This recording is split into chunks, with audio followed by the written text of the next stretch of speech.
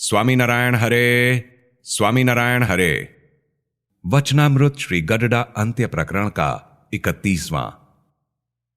छाया के दृष्टांत से ध्यान। संवत 1885 में माघ शुक्ला चतुर्थी 7 फरवरी 1829 को सायंकाल श्रीजी महाराज श्री गडडा स्थित दादा खाचर के राजभवन में पश्चिमी द्वार के कमरे के बरामदे में पलंग पर विराजमान थे। उन्होंने सिर पर सफेद फेंटा बांधा था, श्वेत धोती धारण की थी और लाल पल्ले की विलायती सफेद धोती को ओढ़ रखा था। उनके समक्ष परमहंसों तथा विभिन्न प्रांतों के हरिभक्तों की सभा हो रही थी। उस समय परमहंस वाद्य यंत्रों के साथ हरि मेरे हारल की लकड़ी यह कीर्तन गा रहे थे। श्रीजी महाराज ने कहा कि जमुना के तीर ठाड़ो यह कीर्तन भी गाइए। जब परमहंस यह कीर्तन करने लगे उस समय श्रीजी महाराज बहुत देर तक विचार करते रहे। इसके पश्चात वे बोले, अब कीर्तन बंद करें, हम एक वार्ता कहते हैं। वह वार्ता है तो छोटी सी, परंतु ध्यान करने वालों को बहुत अच्छी लगेगी। यह बात हमने कभी भी नहीं कही है। इसके पश्चात वे पुनः कुछ क्षणों के लिए ध्यानस्थ से हो गए और फिर कुछ पलों के बाद कहने लगे कि कोटि कोटि चंद्र, सूर्य और अग्नि के समान तेज का समूह है और तेज का वह समूह समुद्र सा दिख रहा है।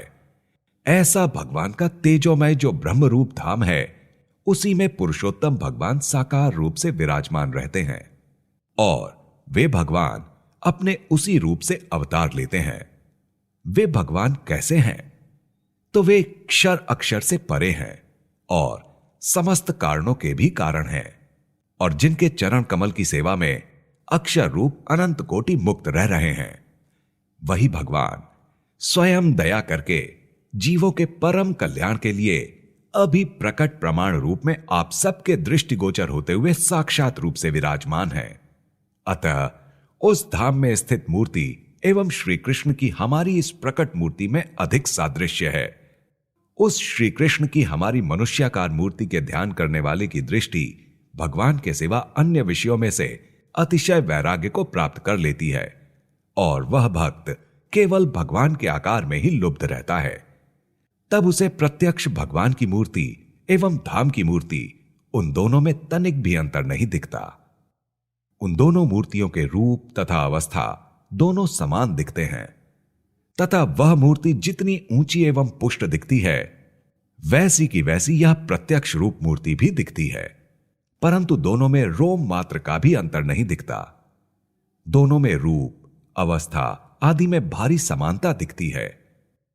इस प्रकार ध्यान में दिखने वाली मूर्ति तथा प्रत्यक्ष मूर्ति दोनों में थोड़ा सा भी भेद नहीं है।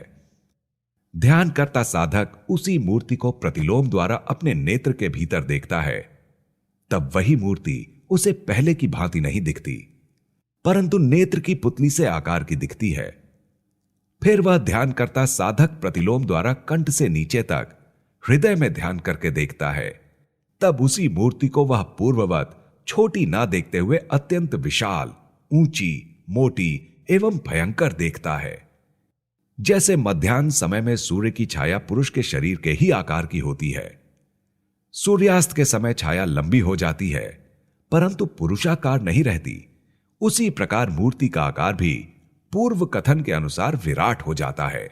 फिर वह ध्यान करता उस मूर्ति को हृदयस्थित बुद्धि में देखता है तथा बुद्धि में रहने वाली जीवात्मा में देखता है। तब तो वही मूर्ति उसे अंगुष्ठ मात्र आकार की दिखती है अथवा द्विभुज या चतुर्भुज दिखती है, परंतु पहले 3 प्रकार से देखी थी वैसी नहीं दिखती। तत्पश्चात उस ध्यानकर्ता को प्रतिलोम भाव से अपनी जीवात्मा से परे कोटि कोटि सूर्य, चंद्र, अग्नि के तेज के समूह में वह मूर्ति दिखती है। वह उसे वैसी की वैसी ही दिखाई देती है जैसी उसे दृष्टि के समक्ष दिखाई देती थी। उन दोनों में तनिक भी अंतर नहीं दिखता। अतः गुणातीत जो अक्षरधाम है, वहां जो मूर्ति है वही मूर्ति प्रत्यक्ष है। उन दोनों में कोई भेद नहीं। जैसे धाम की मूर्ति गुणातीत है, उसी तरह मनुष्य मूर्ति भी गुणातीत है तथा पहले जिस मूर्ति में अंतर दिखा वह तो जीवात्मा के गुणमय स्थानक होने के कारण ऐसा हुआ था। अतः नेत्र में सत्व गुण, कंठ में रजोगुण एवं बुद्धि में रहने वाली जीवात्मा भी गुणामय है। इतना कहकर श्रीजी महाराज ने कहा कि अब उस कीर्तन का गान करें जो पहले गा रहे थे। इस प्रकार श्रीजी महाराज ने अपने पुरुषोत्तम स्वरूप के निरूपण की वार्ता परोक्ष भाव से कही। इति वचनामृतम।